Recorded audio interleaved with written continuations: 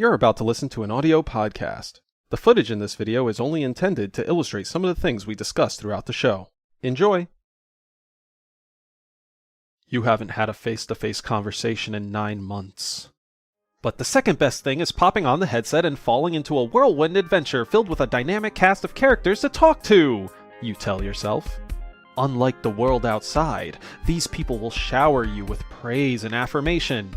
A world where things you say and do actually matter! As long as it's something the game wants you to do.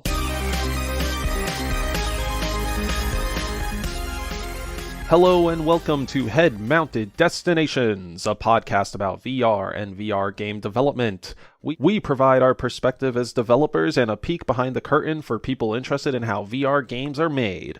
I'm your friendly neighborhood game designer, Carlos, and this is my co-host, Matt. I'm a gameplay programmer, and today we're talking about narrative in games. So stories are an incredibly important part of most human experiences. It's how people get meaning in a lot of cases, whether it's a actual endeavor, building some organization, or just watching a play unfold. The story, that emotional element, is where meaning derives from. And so for games, it's important to have this. There is some value to be found in just simply being playful and getting into the sort of flow where you're being challenged at an appropriate level. But often, story is an important factor to get people to come into the magic circle, to imbue this game that doesn't have any meaning in the real world, to give it meaning personally.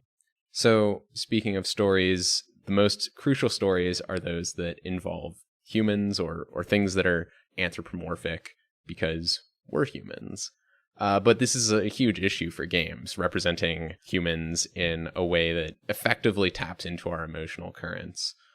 So we're going to quickly cover some of the issues that games struggle with at large when it comes to narratives, and especially narratives involving people. Yeah, so something that games, like both VR and non-VR as a whole, struggle with is ludonarrative dissonance. And what this means, ludo being play, narrative being, the story, dissonance being they're not in harmony, they're clashing with each other. So these are points in the game or in the overall construction of the game where the storytelling conflicts with the gameplay. A big example in a recent AAA title would be the Uncharted series, where Nathan Drake is this kind of like fun, lighthearted guy, just seems like an overall nice dude in the cutscenes and in the back and forth dialogue during gameplay, but in the actual gameplay, your primary action is using a gun and or your own hands to kill people. And it's all done in the name of fun adventuring, like Indiana Jones style. But when the player actually thinks about it, it paints a much darker picture than what's actually being depicted in the game. And this is because the gameplay, it just is much more violent than what one would expect, I guess, in something that's like lighthearted fun. Yeah. Another example of this sort of dissonance would be situations where the player intent or player agency is violated during storytelling moments. So, for example, you go through an entire level blocking hundreds of attacks, and then the cutscene is the one time you get stabbed and you're out of control. You can't avoid it. Or in order to progress in the game, you have to do some bad thing that you know is bad and you don't want to do it, but because they need your character to do it in order for the story to progress, you are forced to do this thing you don't want to do. That's another example of this dissonance. Yeah. I feel like losing boss fights is another big example of this. And we saw this in like Star Wars Jedi Fallen Order. Going into a boss fight, from a gameplay standpoint, you think, I want to win this thing. That's how I'm going to progress. And being forced to just like watch your health bar get lowered and lowered is often very frustrating. Especially because that's the only way to progress in those scenarios. Something else that all games suffer from if they involve narrative is keeping the player engaged. For non-VR games, the cinematic moment is happening on the screen. If you don't have control, then it's straight up watching a movie. If you do have some control, it's usually like a quick time event. which we saw like all over Spider-Man 3, where it's just like hit X to do this thing at the right time, and then, clicking the joysticks to, gouge someone's eyes out in the middle of this cutscene, that type of thing. But of course, there's a really good reason why games tend to use these cinematic cutscenes or areas of limited interactivity. And it's because it's very difficult to give the player full agency within a storytelling moment. When you're trying to tell a specific narrative beat, it's usually pretty linear. You're trying to hit certain emotional moments, and letting the player look anywhere they want or attack anyone they want would totally violate that. And so it's very difficult to find moments when gameplay and narrative coincide. Yeah, and I think a great example of gameplay and narrative coinciding in a more recent title I've played via Game Pass on PC was A Plague Tale: Innocence. Brother-sister duo. Brother has some ability, and the sister must hold the brother in a soothing manner, because that's the way their mother soothed the young brother when he was either getting scared or having headaches. So when it comes to the gameplay side of things, they intentionally slow the character down. They make the two characters kind of hug, and you're able to use the powers that way. And it totally makes sense within the story of oh, okay, so these powers would run wild, or they would hurt this kid too much if I wasn't taking the role of motherly caretaker for him now that the mother is out of the picture at the current point in the game. That is some great ludonarrative harmony, in my opinion.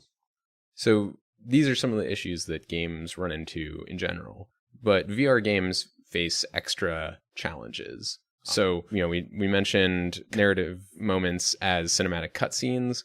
Well, this is kind of impossible in VR games in the same way that non-VR games use it, because non-VR games take place on a screen, which is also the same way that movies are experienced. And so games can leverage cinematic techniques like framing or, cuts between different camera angles to great effect.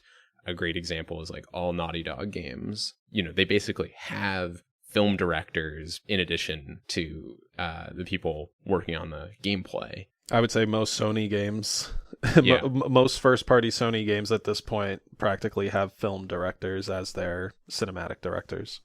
But VR games can't do this. You can't take away the player's view comfortably. Or if you do, it's relatively ineffective as a storytelling technique.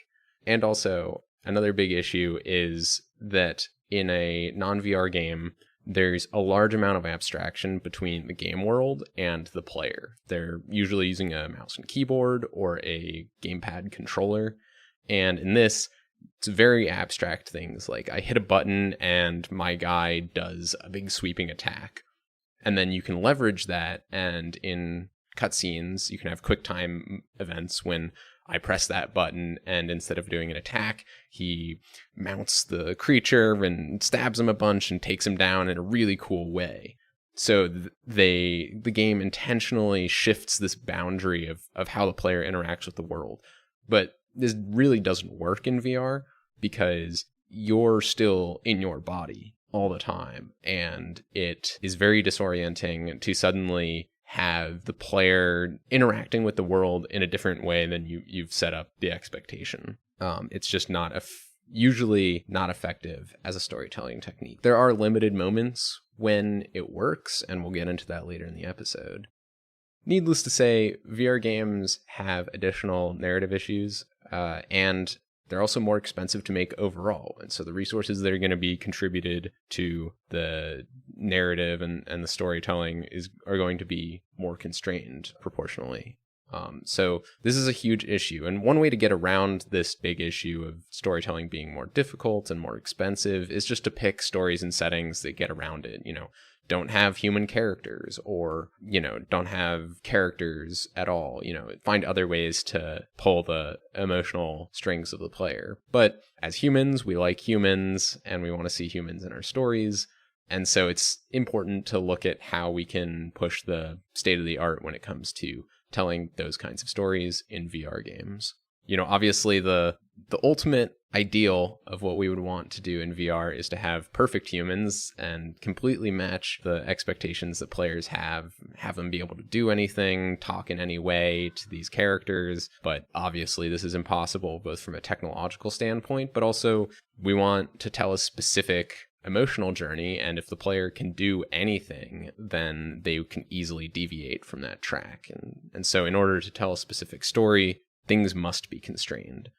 So in this episode today, we're going to look at how, within the constraints of current technology, the time and money available to developers, as well as the narrative intent of the specific story they're trying to tell, we're looking at the best ways that developers of VR games can tell great human-focused stories. We're going to be looking at two games in particular that set a high benchmark: Lone Echo and Half-Life Alyx. We're going to try to restrict ourselves to the most important aspects of these games, as we could probably talk for many hours about these two games. Yeah, definitely. Lone Echo is a game that came out a while ago. It was made by Ready at Dawn.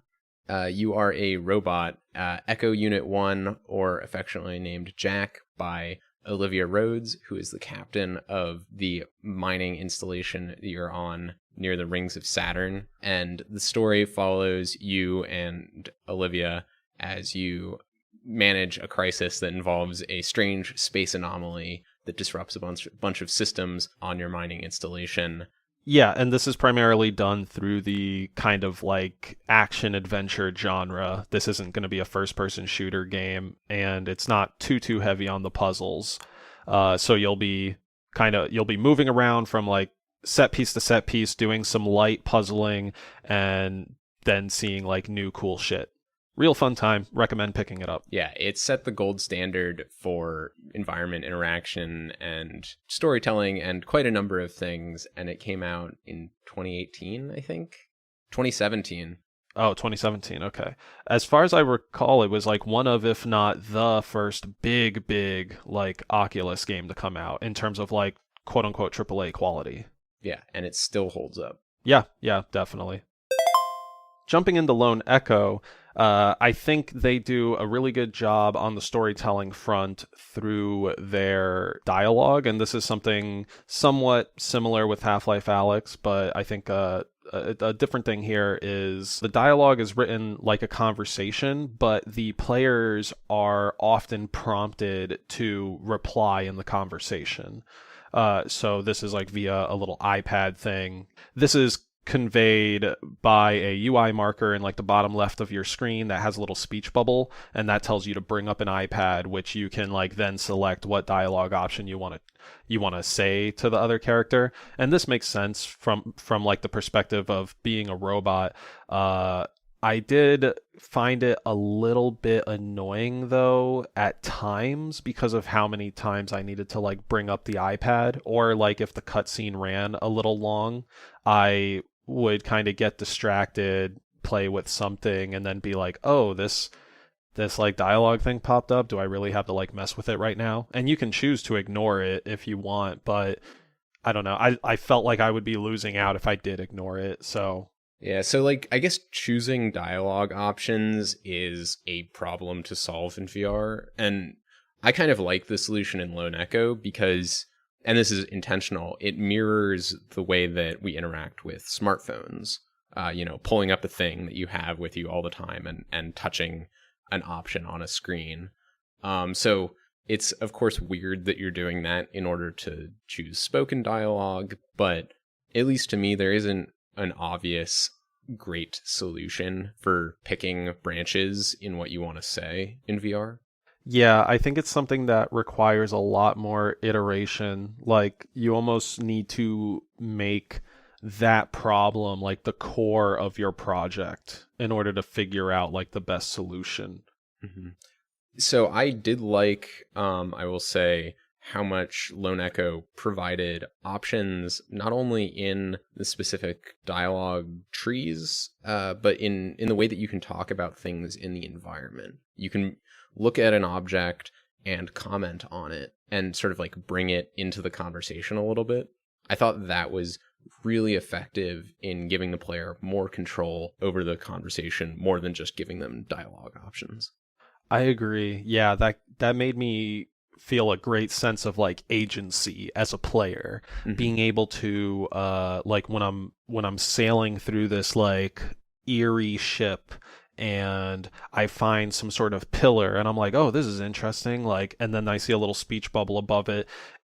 Anything that you see in that game that you think like, "Oh, this is interesting," like it will tend to have a little speech bubble above it, which will either fill in a bit of the world by giving you that information, or it continues the conversation but in a more natural way because because you're soft guiding the conversation by like commenting on the world around you, which yeah, that's pretty neat. um One thing in regards to the dialogue and having the prompts and stuff, since we're talking about it, one thing I thought was really good and almost seamless was some of the cinematic moments. For me, I think I most remember it at like towards the very end of the game, which I don't want to spoil outright just yet. But there were some cinematic moments where the conversation would progress without you needing to like say, press what you want to say on the iPad. Like your character would just say it, I'm pretty sure.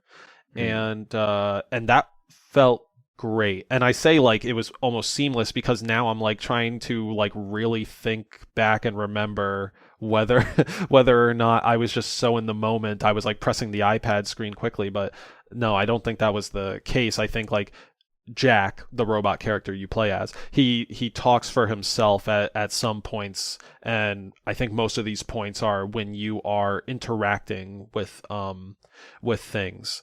Right. So I think that's just a testament to just the writing in the game. Like it's effective at building up these characters, and you start to inhabit this like robot character and sort of align yourself emotionally with him. And so having those moments where he speaks without you choosing, but it feels natural is amazing.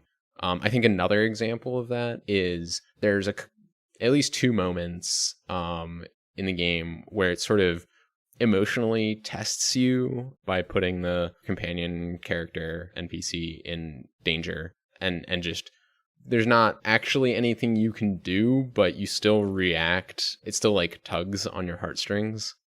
Yeah, 100%. So a great thing to add on to tugging at the heartstrings is the lead up towards the final beat of the game. Your companion character, Captain Olivia Rhodes, she's in some danger and is kind of like passing out every so often. So and she's like slow.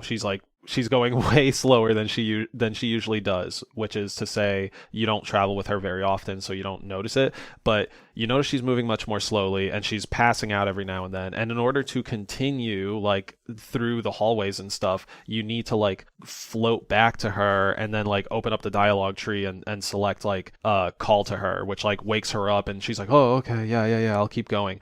Which is strong to me because I had so recently played Spiritfarer, which did the exact same thing for one of their characters, which was supposed to represent like an elderly lady with dementia. You needed to you needed to go to her and like grab her hand and walk her to a part of the level, and so I got that same feeling of foreboding. Oh no! Like when I had to do this to Olivia, and that I felt that was like a great storytelling moment mixed in with like the gameplay of it, because you're taking her to this specific location, so gameplay wise you're just navigating, that makes sense, and you're using the dialogue tree to like wake her up. Something that presented friction or sort of immersion breaking was my natural instinct to kind of pat somebody who is passed out. So I like my first instinct for waking up Olivia was like to pat her back or like to fucking like punch her head. Just anything to sort of shake someone awake. Right. I knew I was playing a game, but then my hand just straight up like clips through the person's body, and that's when I'm like, oh, yep, it's a game. I guess I just have to open up the dialogue tree and wake her up now. Yeah. The interesting thing is I actually have like a false memory of in that sequence needing to pick her up and like carry her unconscious body parts of the ways. That definitely doesn't happen. Right. And so I guess that's just like, at the end of the day, I think these small failures to acknowledge the like full range of the player's actions could be fine as long as you still land those emotional beats, but it helps to plan these scenarios where the player action feeds seamlessly into the narrative moment, such as, calling to them with the dialogue choice. Yeah, I guess I was overall impressed with the way that the game chose its aspects of the story carefully in order to not overextend itself, right? There's one human character in the whole story, and for a lot of the time it's just you and that NPC, and you build up a rapport, and you do so by performing activities side by side. That sort of cooperative action helps build an emotional bond. And the way the dialogue option actually feeds into the building relationship of like, are you a robot or do you actually have emotions? And are you friends with this human? So you have the two options usually in dialogue where you can play up the like robotic straight man or, be a little more human in your interaction. Like all that stuff contributes towards the emotional impact of the game. And so it's super important for any game to pick your battles and not overextend yourself narratively. Yeah, I think something the game does for that robo to human narrative turn is when the accident happens and suddenly Olivia Rhodes goes missing. As far as I'm recalling, I think like the dialogue from Jack becomes much more human, like right out the gates. I mean, it's also your prime directive is to make sure the captain is safe, but like your initial dialogue options as soon as you like wake up are to like call for Olivia like over and over, and then like you can hear in Jack's like voice acting that when he talks to the mother computer of the ship, like he's worried. And when she says like, oh, I can't have you do this, your two options aren't like obey or disobey. Your two options are, this is no time for protocol, or our prime directive is saving the captain. So it's like you can still approach it in a robot way or like add more human flair to it, but at the base level you get the sense of like, oh, like this character has lost someone important to them. And obviously you can still tie that to the prime directive thing, but through the tone and the voice acting, it sounds like someone has like lost their friend and is very worried regardless of which option you pick. Right. Which I think is very cool. Something I thought was nice about the gameplay part of things, kind of going back to your commenting, your highlight of the commenting on things in the world around you. Mm-hmm. I really liked it when conversation felt like it continued seamlessly while or after objectives were completed. Mm-hmm. So I guess this is kind of like two pros to Lone Echo. I'm going to highlight, say, the reactor room as my example here. So in this reactor room, it's like a big room. You have two control panels, but you need to go into the reactor room and actually fly around and fix some generators by like recharging batteries.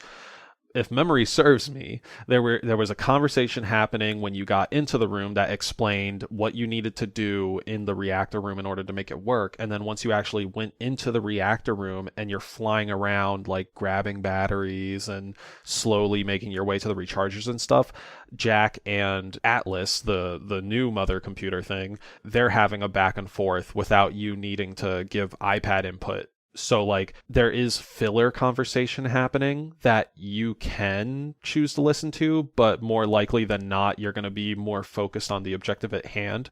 I will say that probably feeds into my biggest complaint about it, which is, and this is something that many, many, many games suffer from. So it's not just Lone Echo, but There are moments when you get this feeling of just sort of being talked at. It's like lecture moments where the dialogue is going on and like you get the point, but you still have to get through it. And like that can become very irritating if it happens too much. Yeah. Fortunately, Lone Echo, at least, you always have your mobility. You can always move around the environment, except for specific points at the beginning where you're locked in. And there's always like stuff to touch and play with and look at. And so that certainly eases the boredom to some extent, but it's something that is just an endemic issue, especially in VR games, where it's just like, oh, I'm like sitting here listening to people talk at me. This is so unnatural. Yeah, oddly enough, I felt that most often when I was in a like conversation, when I was actually in the room with Olivia and or Atlas. Like any cutscene where I was just like talking to someone that was in the same room as me was most of the time like so boring, and I, especially if I had to like replay it, like I just was like, okay, I got it, I get the cutscene, like where should I float to like be able to see all the characters in a proper light, again going to the convention of framing for cinematic techniques. Like if I'm standing around in the conversation and like Olivia's all the way to my far right and Atlas is all the way to my far left and they're talking, I'm practically watching a tennis match, like jerking my head left and right. And then I'll like fly myself to a different position where maybe I could look at both of them.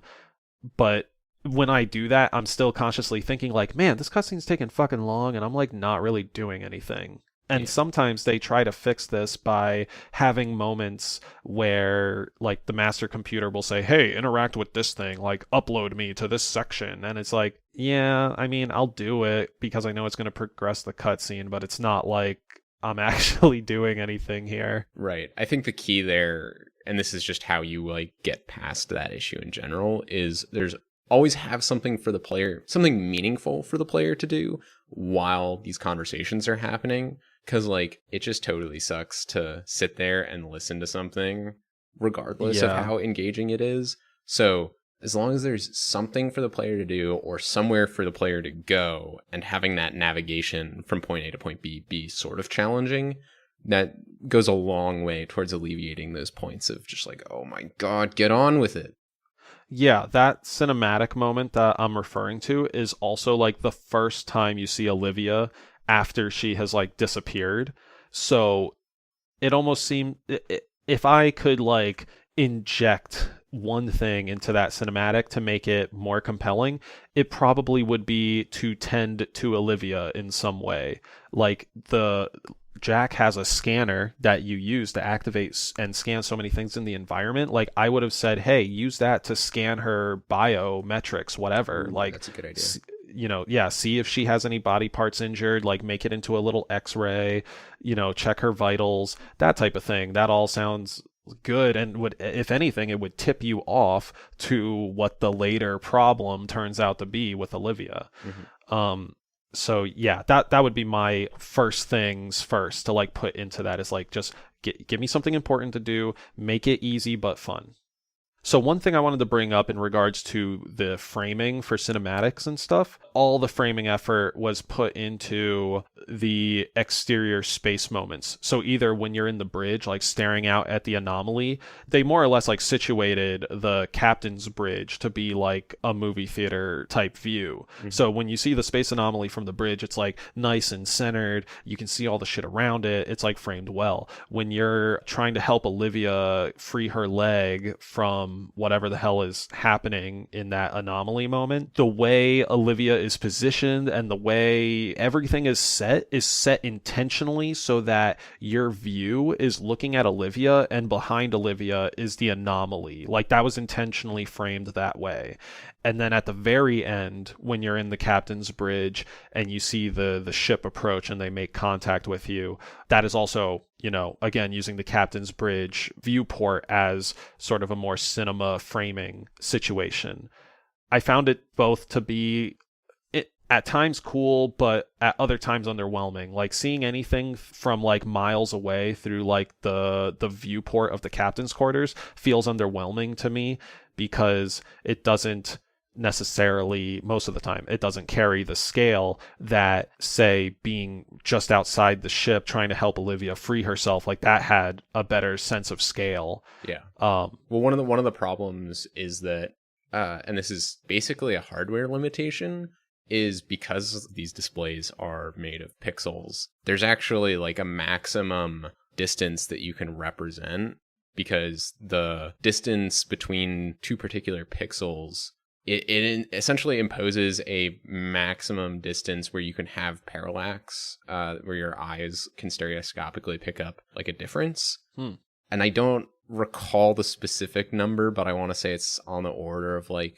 30 or 60 meters with current displays. So basically anything beyond that will appear as just a flat like sky sphere, basically. So you can't tell the difference between something that's 100 meters away and a kilometer away. And so that really, throws a wrench in trying to communicate huge distances, especially when the player isn't moving through the space.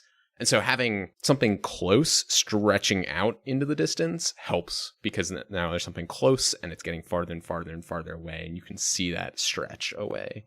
So that's why being on the outside of the ship on the surface is maybe more impactful than seeing something big that's very far away. Ah, interesting. Okay. Yeah, I was gonna say like what you basically just explained was like why seeing the anomaly from afar kind of go wonky is like mildly cool, but it's so far from a distance you're like whatever. And then when that new ship shows up, it's like whoa, like what the fuck, because I think it's inhabiting both spaces almost, and that's what makes it so like wow. Yeah. Like it pierces your foreground while being big enough to actually go all the way back to where the anomaly is. Yeah. And that makes it all the more like whoa when you're slowly approaching it on the space cars. I always forget what they're called, but the approach to the ship was a really cool cinematic moment. Like lots of great like build up and sort of atmosphere building through like minimal conversation. Yeah. Let's speak about the revered, the long-awaited Half-Life Alyx. I mean, we talk about it like every episode, but All right, so let's talk about Half-Life Alyx and its storytelling. I think we can immediately say, first and foremost, that most of, if not all, the dialogue between characters is great and feels natural. It's written in a very conversational way.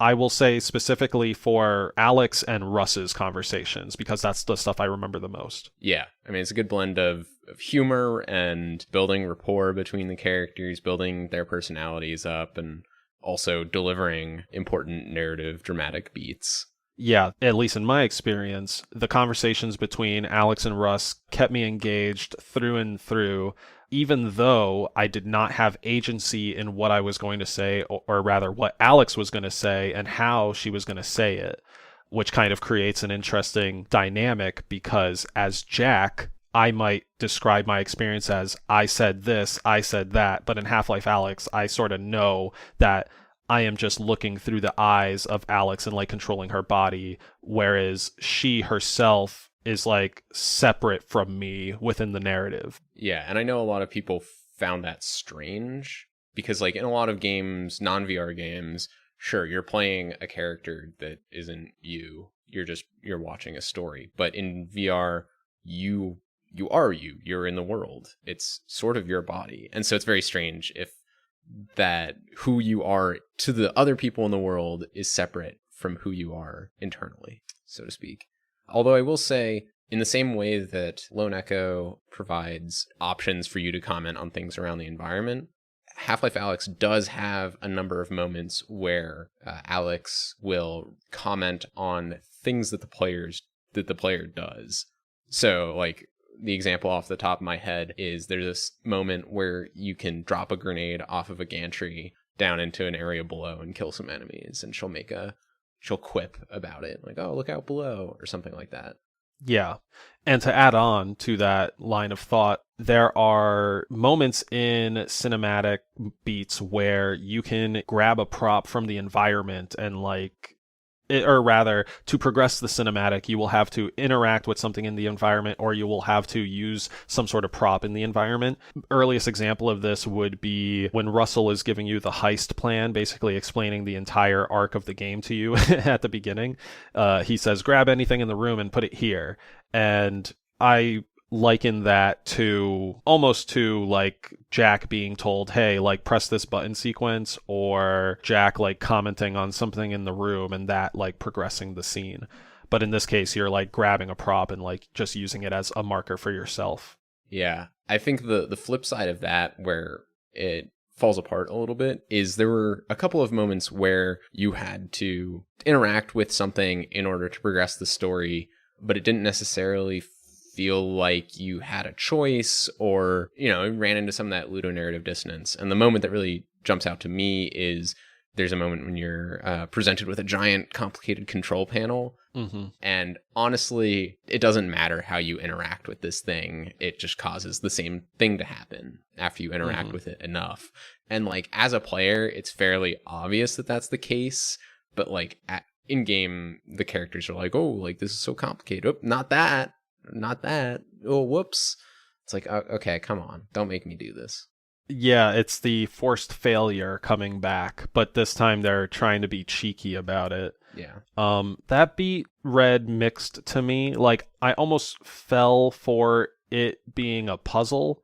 And then, like, you know, when I saw the ship start to do its thing, I'm like, okay, well, definitely, you know, no puzzle is going to go like this unless they're like, hey, we're just going to straight kill you for getting this puzzle wrong, which I honestly would have such respect for. Mm-hmm.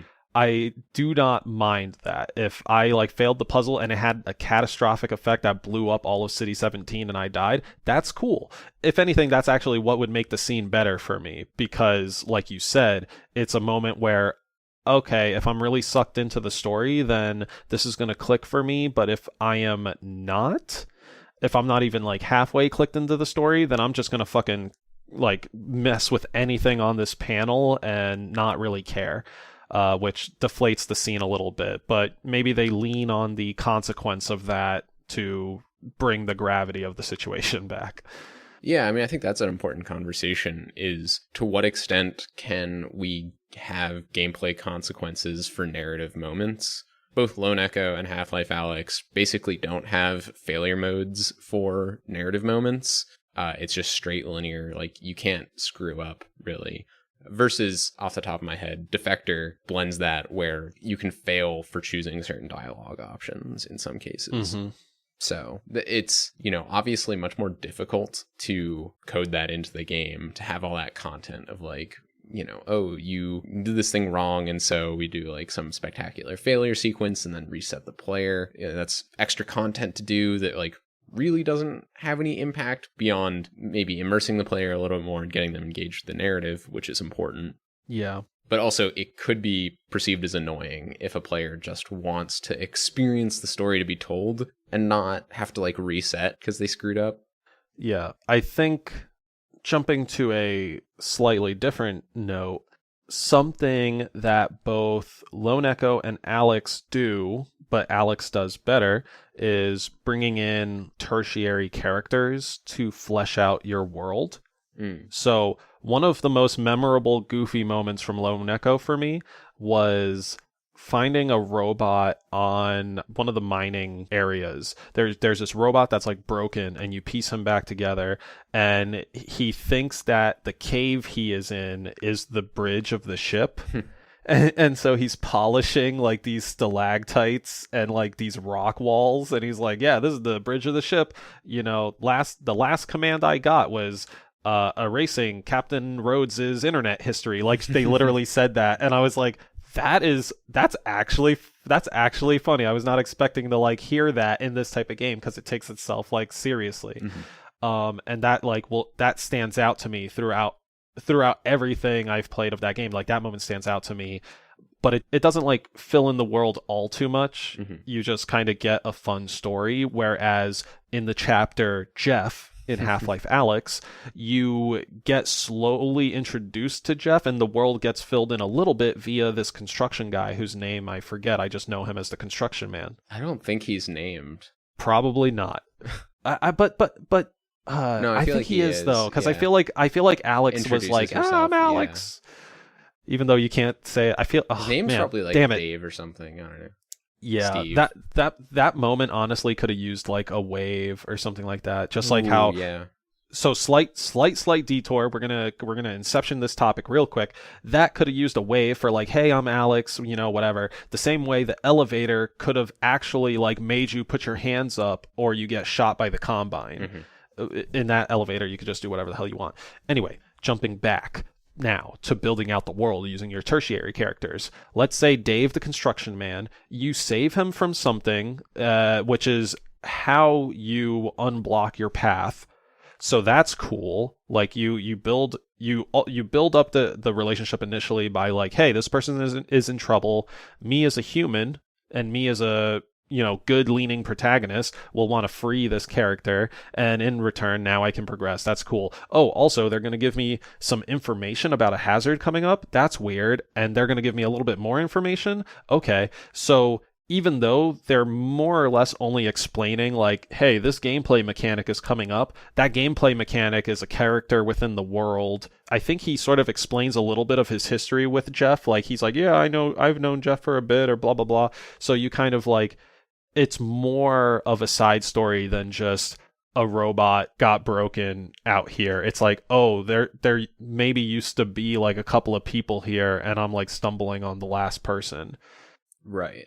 I guess so more broadly, it sounds like you want some amount of reciprocity from characters, right? Like that's what makes it meaningful is I helped him, he helps me in an actual gameplay meaningful way, and then like building that rapport. Yeah, and then giving me a little bit more right in that tidbit of information of like, yo, watch out for Jeff up ahead, or like, hey, like cover your mouth when you're around these things in the world. I know that's a gameplay thing, but that's also integrated into the world, and he is filling in that bit of world info for me rather than Russell telling me it or me looking at a piece of paper to read it. And just to dive a little bit deeper into that, I think that taps into, you talk a lot about interaction with NPCs, whether it's a wave or a high five or being handed something, thumbs up, etc.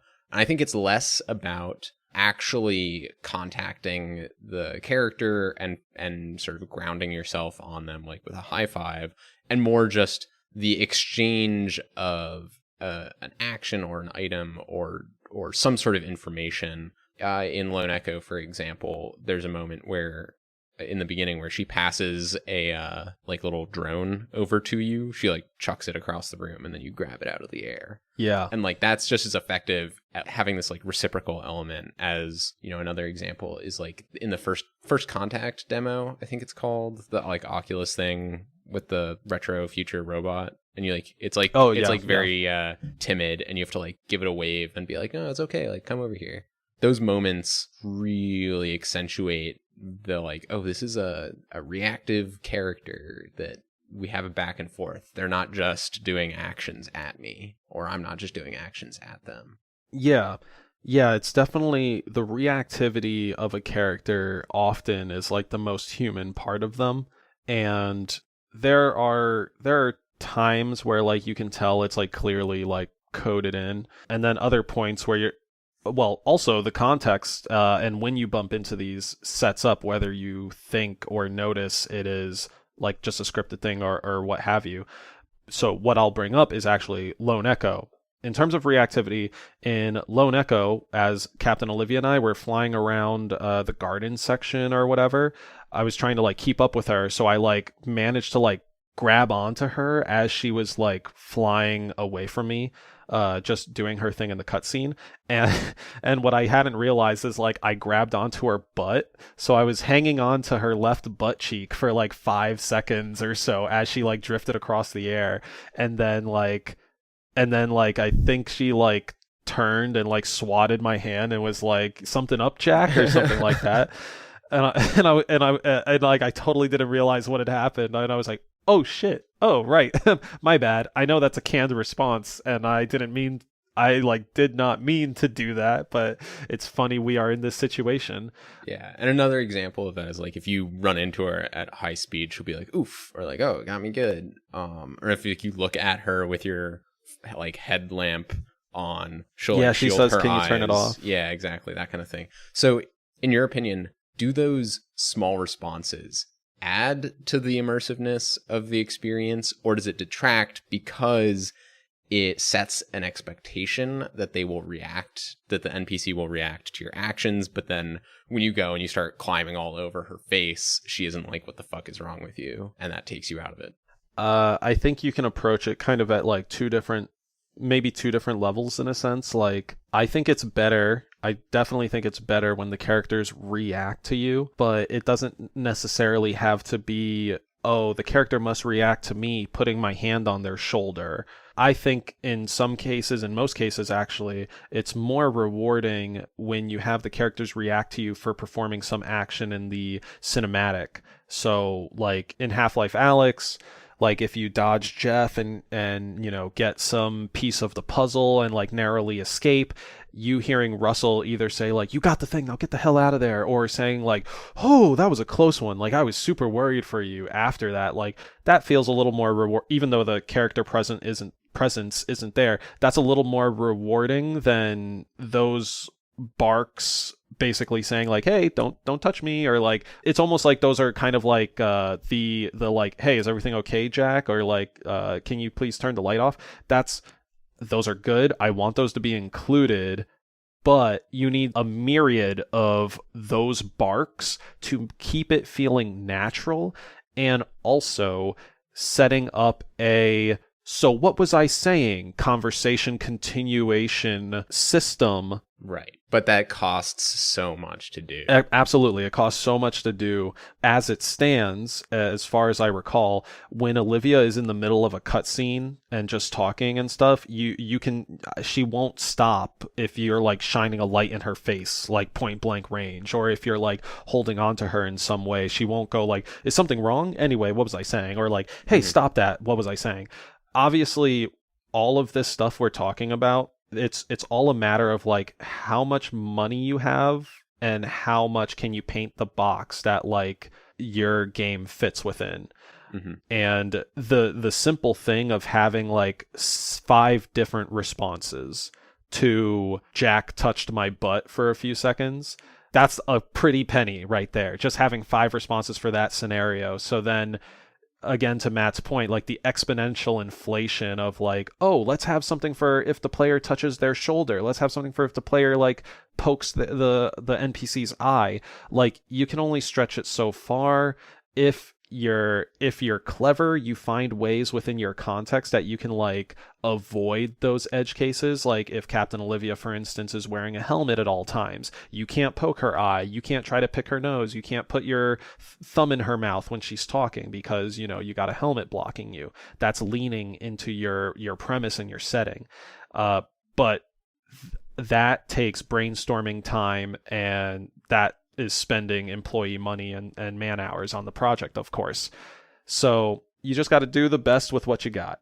Yeah, if I had to work that into like maybe one of the big takeaways from this conversation is like you got to pick your scope very intentionally and very strategically, because having a human NPC that is in front of you with facial animations, like that's a big thing. Having branching dialogue choices, that's a big thing. Having multiple characters, having good writing, these are all adding to the expense. Having spectacular animated moments that, ground you into the world or what, etc. So like choosing what you want to do with your story is very important, because if you have just one character and like maybe you don't see them face to face that much, picking that sort of small scope lets you boost the quality of other things. It lets you have great writing or have more dialogue quips over the radio that react to your actions, or have higher quality facial animations for the small moments when you do see the NPC, etc. So like that's a big takeaway, is like we have to pick our battles, especially at this point in how nascent the technology is. Yeah.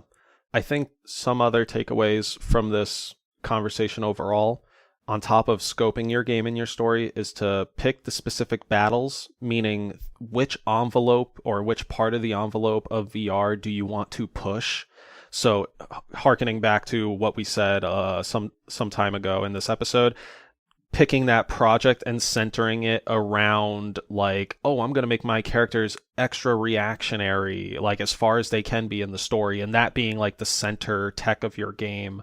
Or picking like, hey, maybe I want to do a more natural take on the dialogue tree, and that being the sort of center problem of your game.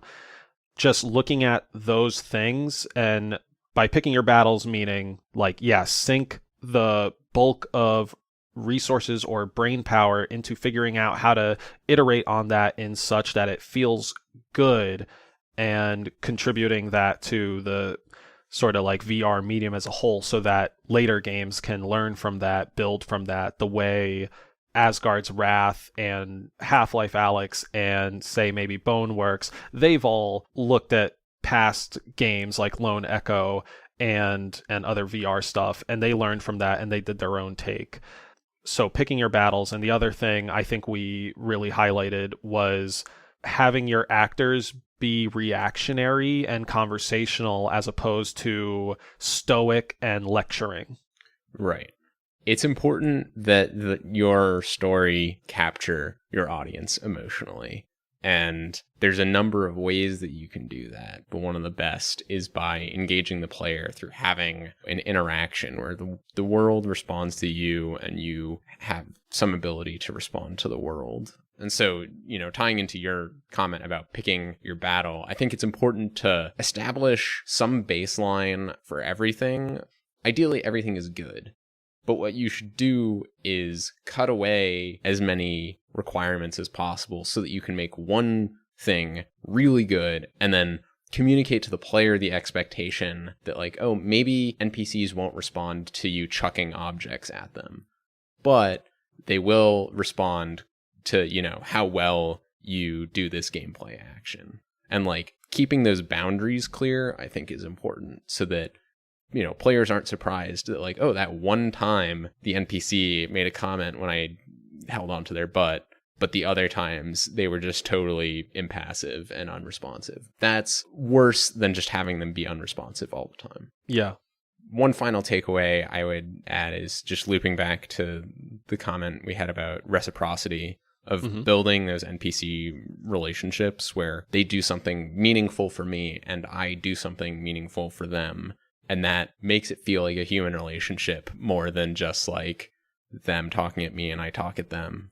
And then, oh, don't you like this character so much? Like if they genuinely help me out, even a little bit, and like I spend some time being helpful towards them, that's going to build an emotional bond very effectively.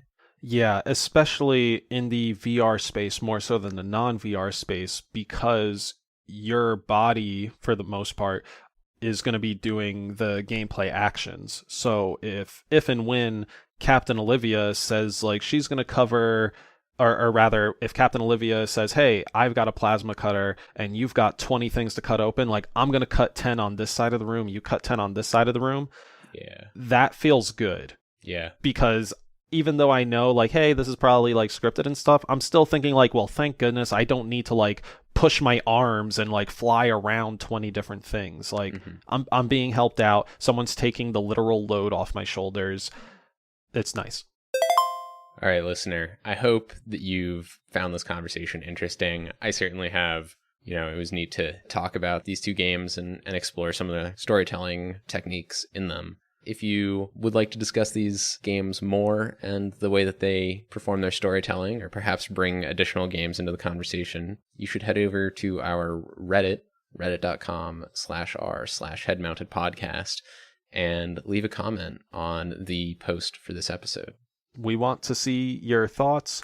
We want to have some good conversations about video games. So whatever you want to bring to the mix about these cinematics and maybe some of your own VR experience, let us know.